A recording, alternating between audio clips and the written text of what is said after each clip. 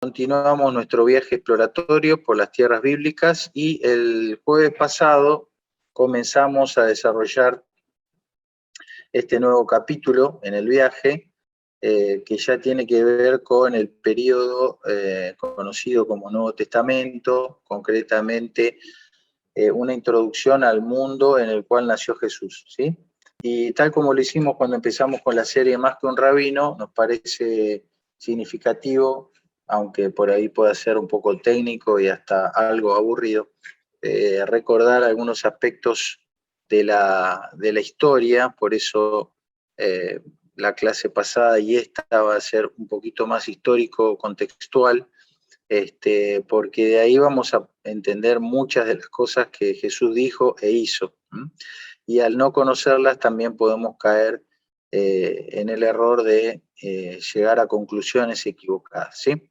Entonces, bueno, estuvimos marcando un poquito la importancia del paisaje, estos lugares que ya hemos visto, la Alta y la Baja Galilea, la región del Valle de Jezreel, el Mar de Galilea, donde el Señor pasó tanto tiempo, estos paisajes que son ajenos un poco al imaginario nuestro, porque por ahí no aparecen en las películas, en las recreaciones, pero hay lugares así en la tierra de Israel, y muy probablemente el Señor pudo haber estado en una cascadita como estas, haciendo su discipulado, ¿no es cierto?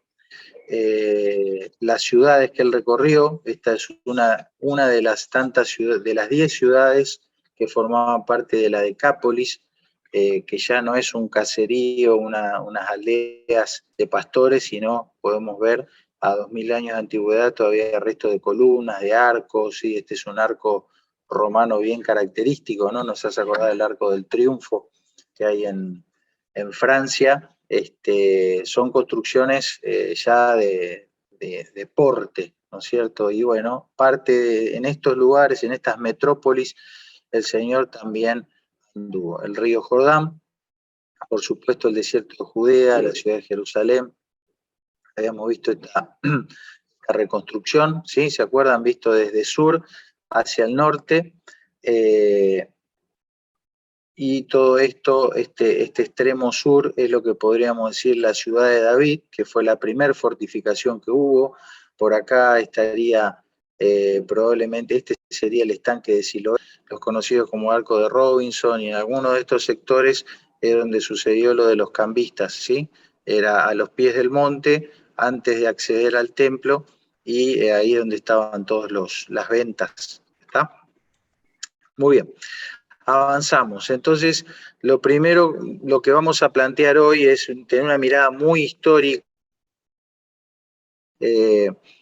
desprovista de lo que pueda ser el contenido de la fe, sino simplemente viendo lo histórico, lo documental acerca de Jesús, y bueno, poder conocerlo de esa manera. Destacamos cómo aún en su época podemos decir con toda seguridad que él fue un perfecto observante de las instrucciones de Dios, de la Torá, porque él mismo desafió a sus adversarios religiosos a que lo convenzan de pecado, ¿no? ¿Quién de ustedes me redarguye? Y nadie lo pudo hacer. Hablamos de este concepto de judaizar, de sacar todo lo que pueda tener olor a judío de nuestra mirada del Nuevo Testamento. Hoy vamos a ver un ejemplo de los más claros que yo encuentro, y eso hizo que, si bien al principio el movimiento de Jesús comenzó como un movimiento mesiánico judío, ya al finalizar el primer siglo empezó a haber una separación importante entre el judaísmo rabínico y el judaísmo o el movimiento que seguía a Jesús, ¿sí? Y con esta tendencia, imagínense, si al final del primer siglo ya había una divergencia, ¿qué puede ser hoy 2000 años después? ¿Sí? Estamos en las antípodas de lo que es el judaísmo con el cristianismo. Y entonces hoy todo lo que tiene olor a judío suena raro, suena despectivo, y lo mismo para el judaísmo, todo lo que tiene que ver con lo cristiano es algo aberrante. Hoy justamente aprendí un concepto interesante que no sabía, que dentro del hebreo moderno, de la lengua hebrea moderna, hay una palabra que ellos tienen, que es la palabra misionerim. Misionerim. ¿Qué es un misionerim? Un enemigo de Israel. ¿A qué le suena misionerim? Misionero. Misioneros. Exacto, exacto. Ellos asociaron aún en un nuevo neologismo, ¿no? Un léxico nuevo, que todo lo que venga del mundo cristiano, a través de los autos llamados misioneros, son personas enemigas de Israel y de sus cosas. Entonces ya inventaron una palabra, los misionerim, los enemigos. Fíjense cómo estamos en las antípodas. Pero el ejercicio que venimos proponiendo últimamente es saltar todo eso y volver a la primera época, a la primera hora, y ver lo más asépticamente posible dónde tenemos que estar parados para ser seguidores de este movimiento que instauró Jesús, que fue un movimiento fundamentado en la Torá, en las instrucciones de Dios, y por supuesto jerarquizado y validado por todas las instrucciones que dio Jesús y que dieron sus apóstoles. Ese es nuestro desafío y nuestro ejercicio. Habíamos puesto este ejemplo, ¿no?, de lo que pasó con Pesaj, lo estuvimos estudiando los domingos también, como una fecha que estaba vinculada con un sacrificio, con la muerte de un cordero, terminó pasándose a un día fijo, y terminó relacionándose con elementos constitutivos del paganismo, ¿sí? Entonces, bueno, necesitamos volver a la escritura en todo sentido de la palabra, ¿sí?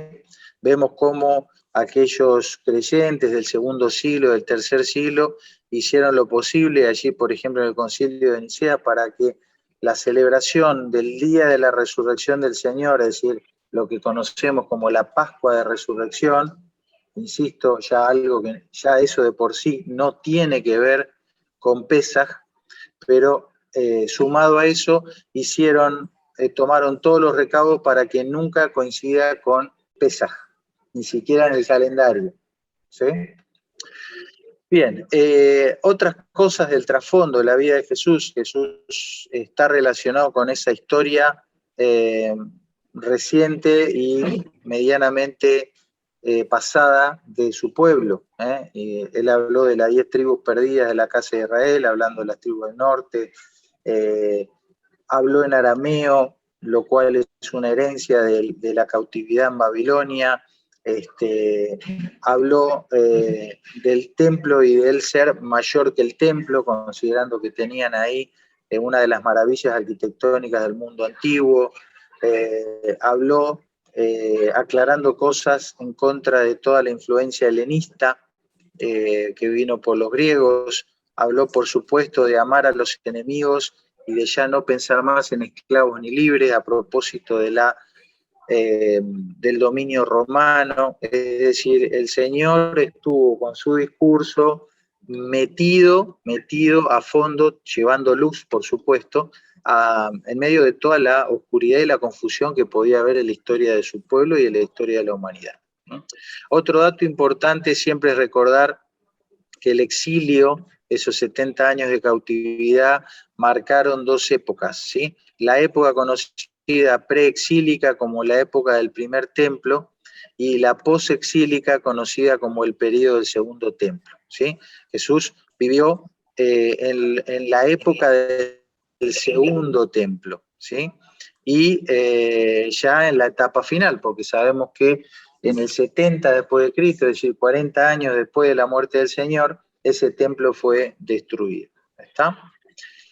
Bueno, una foto para someramente ver lo que fue el avance del Imperio Romano y cómo la tierra de Israel también quedó bajo dominio romano a partir de una lucha interna, ¿sí? O una guerra civil entre la casa de los asmoneos, que eran judíos que habían reconquistado esa tierra, y por una interna entre Aristóbulo y Juan Hircano, finalmente ellos mismos le abrieron la puerta de Jerusalén para que entre Pompeyo, pensando que Pompeyo venía a ayudarlos, y ni bien Pompeyo estuvo adentro, se apoderó de la ciudad, ¿sí? Es decir, la ciudad fue entregada sin guerra, por la guerra que ya existía entre estos dos hermanos judíos que estaban en el liderazgo, y cómo Herodes el viejo, ¿no? Que no fuera ese grande, sino su abuelo, estuvo ahí metido, y eso le permitió a Herodes después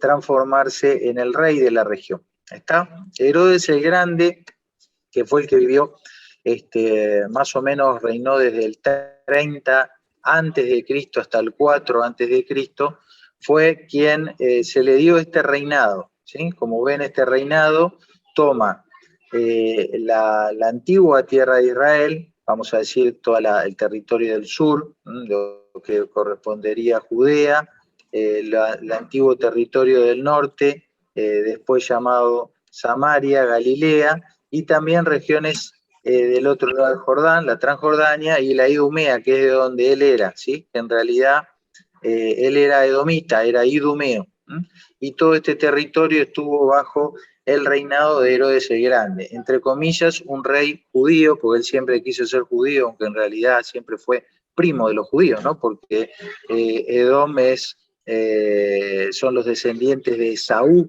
hermano de Jacob, ¿no? Entonces eran primos, y un rey que siempre fue vasallo del Imperio Romano. Recordamos este dicho. Y bueno, acá tenemos lo que pasó con el Imperio Romano, cómo ellos fueron avanzando a lo largo de su historia. No nos vamos a detener en esto. Acá tenemos la época de gobierno de Herodes el Grande. Y esta referencia de Lucas, fíjense que lo estudiamos porque Lucas, también inspirado por el Señor, se encargó de poner precisiones, de dar detalles que tienen que ver con la historia, con el momento político en el cual Jesús vivió, ¿sí? Entonces Lucas, en su recorrido, en su evangelio, habla, ¿sí?, del emperador Tiberio, emperador romano, Tiberio César, del gobernador de la zona, Poncio Pilato, del gobernador de la otra región, que ahora vamos a ver, Herodes, un hijo de Herodes el Grande, que mandó matar a los niños. Habló de otro tetrarca, Felipe, también hermano de Herodes, ¿sí? Y mencionó a Anás y Caifás, los líderes sumos sacerdotes religiosos de esa época, y cómo en este momento de tremenda oscuridad por toda la gente que reinaba y dominaba Israel, vino la palabra de Dios, vino la luz, ¿sí? Bueno, aquí tenemos a Augusto César, fue el emperador romano que vivió, vamos a decir, en la época del nacimiento de Jesús, porque vivió desde el 27 a.C. hasta el 14 después de Cristo, y luego fue sucedido por Tiberio César, que ya fue el emperador que estuvo en la época de la muerte del Señor, ¿sí? El imperio de Tiberio César, como ven, aborda el norte de África, Egipto, bueno, prácticamente toda Europa, la zona del Asia Menor, y también toma la región de Israel y adyacencia, ¿sí? Bueno, acá otros datos que tienen que ver con el desarrollo de la historia y la relación del Imperio Romano con la tierra de Israel, ¿no?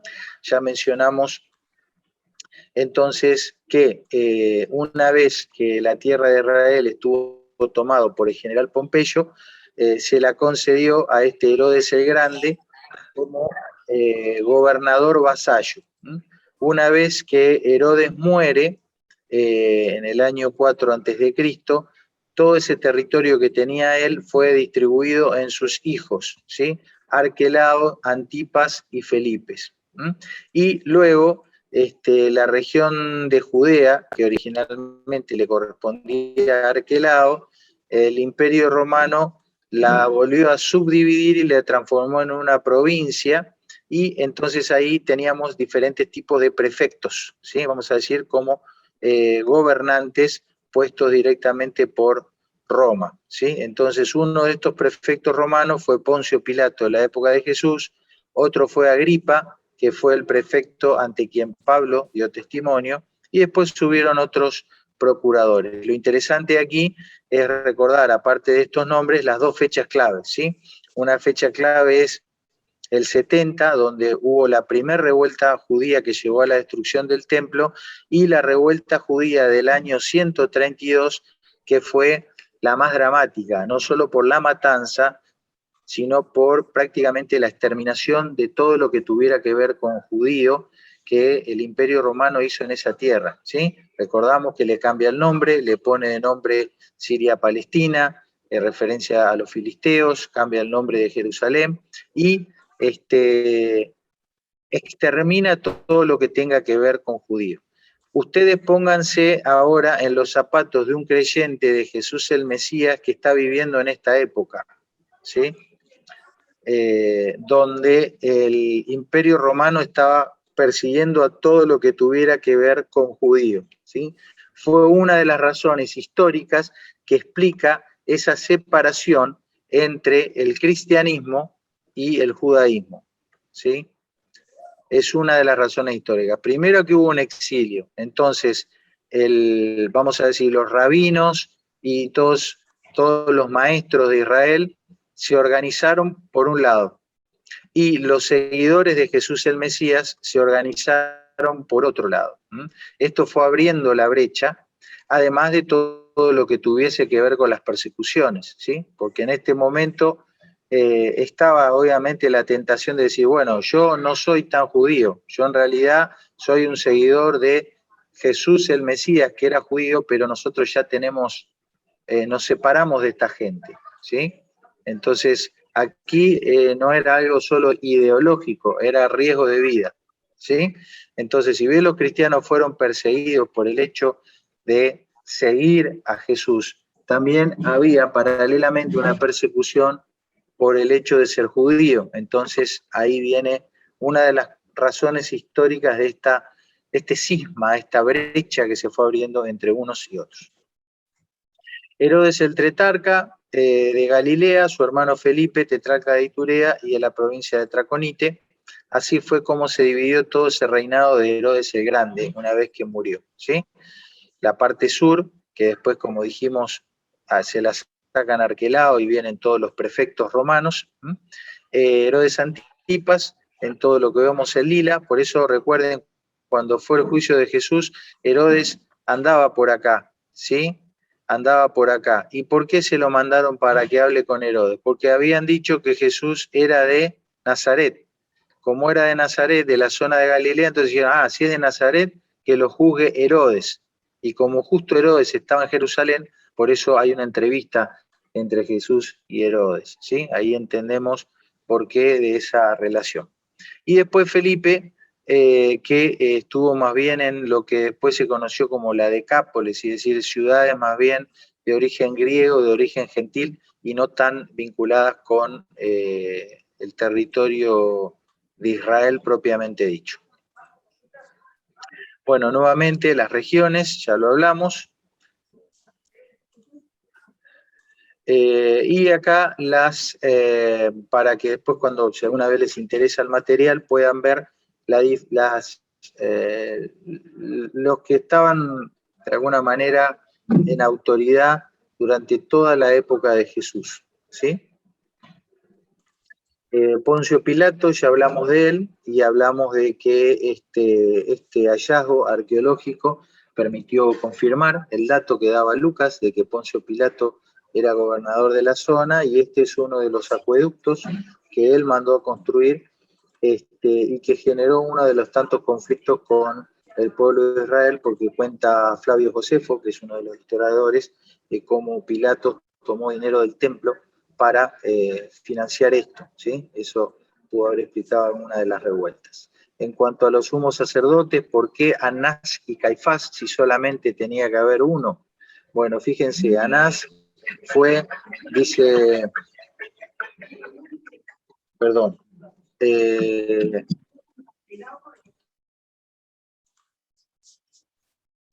Anás, dice un relato, fue extremadamente afortunado porque tuvo 5 hijos y todos ellos después que él mismo disfrutó previamente el oficio durante un periodo muy prolongado, se convirtieron en sumos sacerdotes de Dios, algo que nunca había sucedido con ningún otro de nuestros sumos sacerdotes, ¿sí? Entonces, tanto Ainás como sus hijos tenían comprado el sumo sacerdocio. Hay una referencia que dice que ellos en realidad eran de ascendencia egipcia, lo cual habla, bueno, de una tergiversación total del esquema de autoridad que tenía que haber. Es algo de lo que hablábamos anoche, ¿no? ¿Por qué el juicio o los justos juicios de Dios que en un primer momento el pueblo de Israel aplicaba sobre su gente, ¿por qué no se pudo hacer más? En parte es por eso, disculpen un segundo.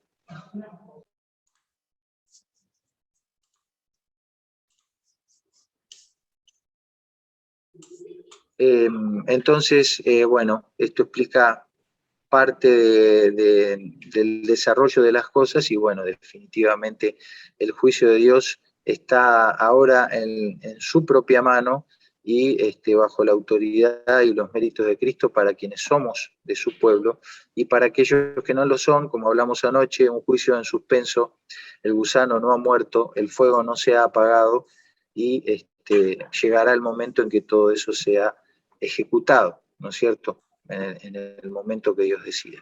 Bueno, algunos restos arqueológicos que se han encontrado, fíjense la antigüedad de este sarcófago, ¿no es cierto?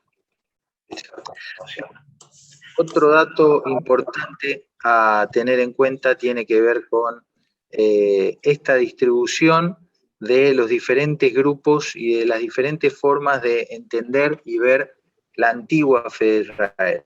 ¿Sí? Si dijéramos que la antigua fe de Israel hablamos de todas las enseñanzas y la forma y estilo de vida que estableció Dios a través de Moisés a los pies del Sinaí, esa antigua fe de Israel después se fue teniendo hijos, ¿no?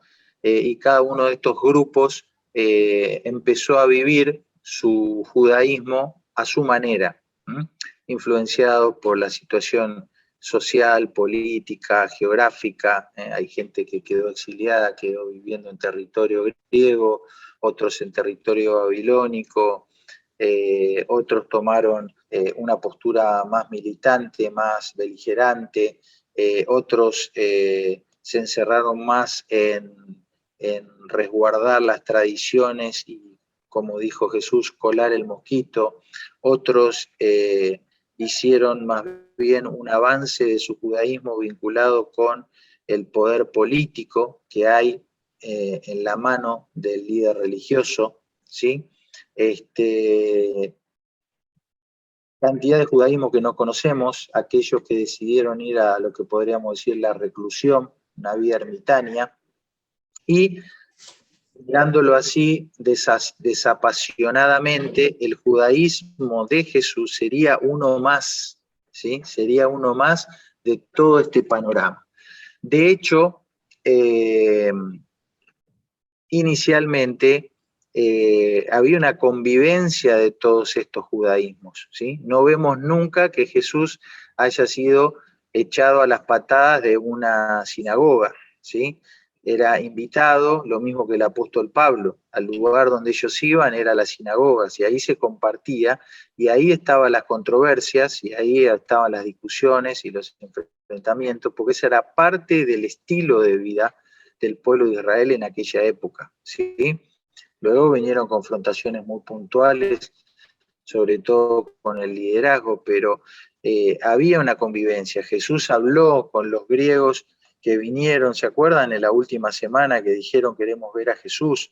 Jesús fue y estuvo 2 días en la tierra de Samaria hablando con todos.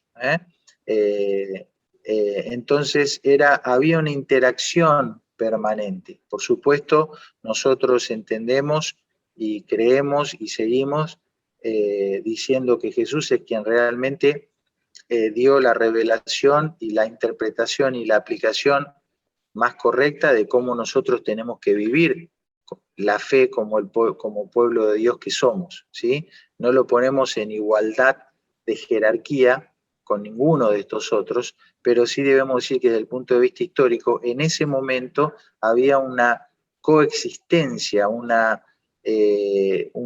habitación compartida de todas estas expresiones del judaísmo madre, ¿sí? Y también había lo que podríamos decir que era, diría yo, la mayoría, la gente común, la gente de a pie de la calle, ¿sí? Que trataba de vivir su judaísmo de una manera sencilla y estándar, ¿sí? Ahora vamos a ver un poquito de eso. Entonces, solo para mencionar algunos, porque cada uno de estos implicaría un estudio aparte, algunos de estos judaísmos, el judaísmo común, el de la gente común, el de las sinagogas, los movimientos mesiánicos, que el de Jesús fue uno y fue el que nosotros creemos verdadero, pero no fue el único, los movimientos más bien apocalípticos, los esenios y los rollos del Mar Muerto, y por supuesto el movimiento de Jesús, ¿sí? Acá tenemos una foto del desierto de Judea, ¿recuerdan? Donde allí cerca del Valle del Jordán encontramos los restos de lo que fue Sodoma y Gomorra. Tenemos estas cuevas, que son las famosas cuevas de Qumran, donde el grupo de los esenios guardó copias, manuscritos de diferentes literaturas judías, ¿sí? Había copias de todo lo que nosotros diríamos escritos del Antiguo Testamento y también copias de literatura propia de ellos, de cómo se organizaban, eran, dijimos, una secta que vivía su judaísmo en un sistema más bien de aislamiento y de reclusión, y bueno, materiales, literatura de otra índole, así como en tu casa. Si alguien dentro de 2000 años encuentra tu casa, entra, tu casa abandonada, ponele, y entra a tu biblioteca, va a encontrar una Biblia, va a encontrar, no sé, la Constitución Argentina, va a encontrar un diccionario, y todo ese material para alguien que venga dentro de 2000 años le puede resultar muy útil para conocer cómo era tu forma de vida, tu estilo, tus gustos, tu sistema de creencias, ¿sí? Es lo mismo que nosotros podemos hacer al recurrir a este material. Entonces, podemos clasificar este judaísmo como dos grupos, ¿sí? Aquellos a favor de establección, un sistema estatal, estaban vinculados al templo, y que era, vamos a decir, eran los más populares, por eso los vemos más presentes en el Nuevo Testamento, Sadí y los samaritanos, ¿sí? Y otros que tenían una mirada más separatista, es decir, estaban pensando con una mirada más apocalíptica, como nosotros hoy podríamos mirar, decir, bueno, cuando el Señor venga, entonces ahí ellos tenían esa mirada con una radicalidad muy importante, y acostumbraban a vivir en comunidades cerradas. Y ahí encontramos a los esenios y a la comunidad de Qumran y a otros grupos, los terapeutas, ¿sí? Mencionar solamente algunas cositas. Primero, decir que cuando hablamos de secta, no estamos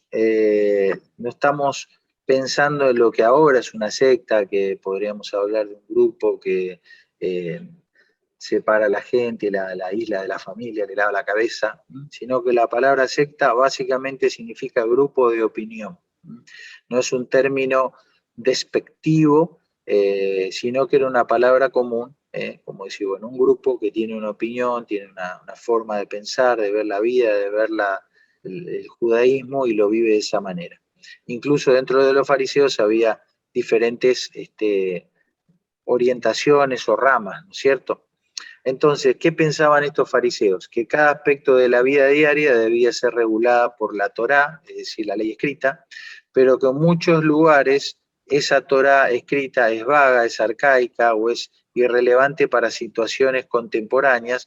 Por lo tanto, había una necesidad de interpretar esa Torá escrita a partir de una Torá oral, que ellos también decían que era divinamente inspirada y que Dios se la había dado oralmente a Moisés, y que de Moisés había sido transmitido a Josué y a los que llamaban ellos los hombres de la gran asamblea, es decir, un conjunto de ancianos, de líderes de Israel, que se había transmitido de generación en generación.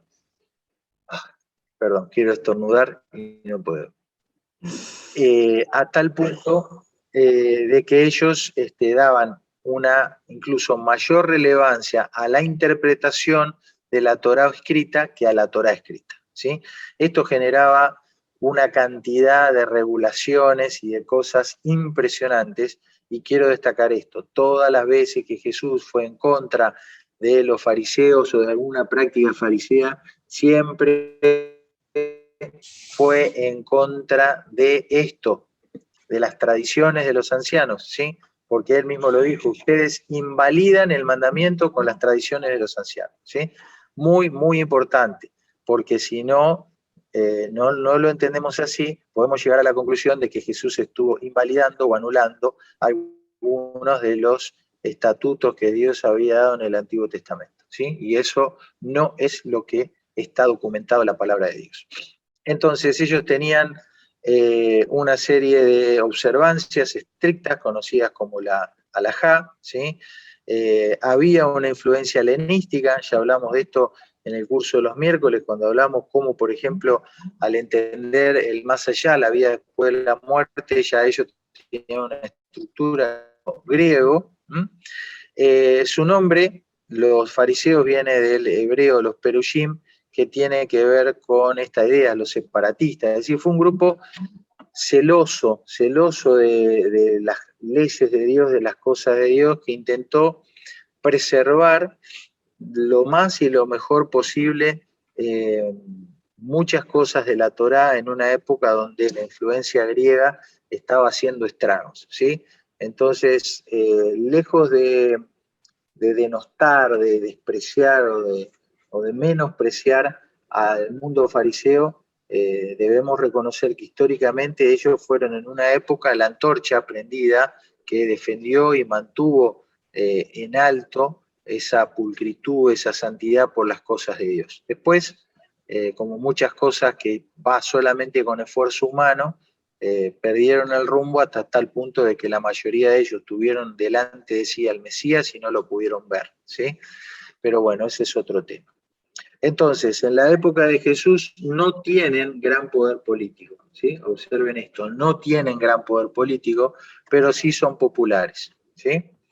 Y todo el judaísmo rabínico que vino después de la destrucción del templo y hasta el día de hoy, procede de acá, procede de esta forma de vivir el judaísmo, ¿sí? Entonces, todos los rabinos ortodoxos que vemos al día de hoy, vamos a decir, son hijos de la secta de los fariseos. ¿Está? Bien, entonces, hasta ahí rápidamente. Luego tenemos los saduceos. Ellos sí eran más políticos, por lo tanto tenían más poder político en el tiempo de Jesús, y bueno, Anás y Caifás estaban ahí, eran de esta secta, ¿sí? De este grupo. Dominaban todo lo que tuviera que ver con el templo, por lo tanto estaban a cargo de todo el sacerdocio, ¿sí? Entonces, fíjense, fariseos tenían una militancia, un proselitismo fuera del templo, básicamente en las sinagogas. Saduceos tenían un poder y una militancia dentro del templo, en todo lo que era el culto, el templo, la recaudación, y por supuesto, como todo, vamos a decir, líder político, eran quienes más se codeaban con los líderes militares, es decir, con la gente del Imperio Romano, ¿sí? Eran quienes principalmente participaban en el Sanedrín, y era la aristocracia de Jerusalén, ¿sí? Era la crema, la clase alta. Culturalmente, ¿cómo eran ellos? A diferencia de los fariseos, eran mucho más tolerantes, eran mucho más abiertos a las influencias helenísticas, y obviamente si eran buenos políticos tenían que cooperar bien con los romanos, ¿sí?